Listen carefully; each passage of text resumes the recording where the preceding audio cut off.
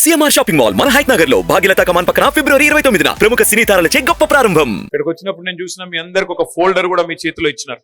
అందరికి వచ్చింది ఆ ఫోల్డర్, అది ఒకసారి చూపెట్టండి. అందులో 3 ముఖ్యమైన పుస్తకాలు ఉన్నాయి. ఈ ఫోల్డర్ ఏం చేయండి అంటే మీరు మంచిగా భద్రంగా తీసుకుపోయి ఇంట్లో ఒక అల్మారల మూలకు వారేసి మళ్ళా గట్టిగా తలుపు పెట్టి దానికి లాకు పెట్టి మళ్ళీ తీసి చూడకండి, అంతే కదా. పార్టీ ఏమి ఇచ్చినా అట్లా దాచి పెడతారు కదా భద్రంగా చదవకుండా. ఎట్లా కాకుండా ఒకసారి ఫోల్డర్ తెరుగుండి, నేను చెప్తా. అందులో ఏమేమి ఉన్నాయంటే 3 ముఖ్యమైన పుస్తకాలు ఉన్నాయి. అందులో మొట్టమొదటిది కాంగ్రెస్ వాళ్ళు చెప్పిన దొంగ మాటల పుస్తకం. ఇగో ఇది ఒకసారి ఈ పుస్తకం చూపెట్టండి అందరు ఒక్కసారి. వచ్చిందా లేదా? కాంగ్రెస్ పార్టీ 420 హామీల పుస్తకం, 420 హామీల పుస్తకం వచ్చిందా? అక్కడ దిగిరి భయ్ ఫోటో అక్కడ దిగిరి తమిజరా ఉదర్ ఫోటోలలో.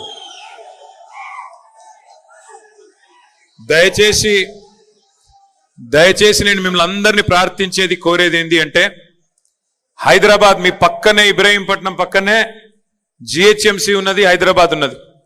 హైదరాబాద్ వాళ్ళు ఏమో కాంగ్రెస్ మాయలో పడలేదు. హైదరాబాద్ వాళ్ళు మంచిగా తెలివిగా ఆలోచించి ఎక్కడ కూడా కాంగ్రెస్ పార్టీ ఎన్ని దొంగ మాటలు చెప్పినా, ఎన్ని మాయ మాటలు చెప్పినా వాటిని పట్టించుకోకుండా బ్రహ్మాండంగా హైదరాబాద్ జిహెచ్ఎంసీ పరిధిలో కాంగ్రెస్ పార్టీకి ఒక్క సీటు కూడా ఇవ్వకుండా 16 సీట్లు మనకు కట్టబెట్టి అక్కడ గెలిపించింది. కానీ ఆడికెళ్ళి యువతలకి ఇబ్రహీంపట్నంకి వచ్చేవరకే కొద్దిగా గాలి మళ్ళింది. మీరు కొద్దిగా మీ దగ్గర ఈడ ప్రజల అమాయకులు ఉన్నట్టున్నారు, కొద్దిగా మాయల పడ్డారు. మాయల పడి 6 గ్యారంటీలు, తర్వాత అందులో 6 గ్యారంటీలలో బస్సు ఫ్రీ, బంగారం ఫ్రీ, ఇంకోటి అని చెప్పంగానే దానికి ఆగమై కేసీఆర్ ఇచ్చే అన్ని వస్తూనే ఉన్నాయి కదా. కరెంటు మంచిగానే వస్తుంది, నీళ్ళు వస్తున్నాయి, రైతు బంధు రానేవట్టే, రైతు బీమా రానేవట్టే. ఇక మరి వీళ్ళకు ఒక తాప ఛాన్స్ ఇస్తే ఇంకేదో ఇస్తారట, బంగారం ఇస్తారట, ఇంకేదో ఇస్తారట అని చెప్పి ఆశపడి మరి ఈరోజు ఒక రకమైన తప్పు కూడా చేయడం జరిగింది. నేను ఎందుకంటున్నా అంటే, నిజంగా మంచిరెడ్డి కిషన్ రెడ్డి గారు లాంటి నాయకుడిని పోగొట్టుకోవడం మాత్రం నిజంగా కూడా ఒక రకంగా ఇక్కడ ఇబ్రహీంపట్నంలో మాత్రం పక్కాగా తప్పు జరిగిందనే మాట నేను హృదయపూర్వకంగా విజ్ఞప్తి చేస్తా ఉన్నా. ఇవాళ ఒకటి మాత్రం వాస్తవం, ఇక్కడ ఉన్న ఏ నాయకుడిని అడిగినా, ఏ సోదరుడిని అడిగినా, ఏ సోదరిని అడిగినా అందరు చెప్తున్నారు, ఈ 75 రోజుల్లో ఎన్ని నియోజకవర్గాలకు పోయినా, ఎన్ని జిల్లాలకు పోయినా, ఎవరిని కదిపించినా, ఎవరిని ఇట్లా మాట్లాడించినా అందరు ఒకటే అంటున్నారు, అన్నా ఊహించుకోలేకపోతున్నాం, మాకు జీర్ణమైతే లేదు, ఇంకా కూడా నిద్ర పడతలేదు. అసలు కేసీఆర్ గారు ముఖ్యమంత్రి లేరంటే మన పార్టీ కార్యకర్తలకు కాదు, సామాన్య ప్రజలు కూడా చాలా మంది జీర్ణించుకోలేకపోతా ఉన్నారనే మాటను చాలా మంది చెప్తా ఉన్నారు. ఎందుకు అని నేను అడిగిన. ఎందుకు అంటే, అన్నా రాజకీయాల్లో గెలుపు ఓటములు సహజం, కానీ ఈసారి ఎవరు ఊహించలేదు, చివరికి కాంగ్రెస్ వాళ్ళు కూడా ఊహించలేదన్నా గెలుస్తామని అనే మాట చెప్తా ఉన్నారు. నిజం కూడా అదే, కాంగ్రెస్ వాళ్ళు కూడా అనుకోలే అధికారంలోకి వస్తామని. అందుకే నోటికొచ్చిన హామీలు చెప్పుకుంటూ పోయినారు.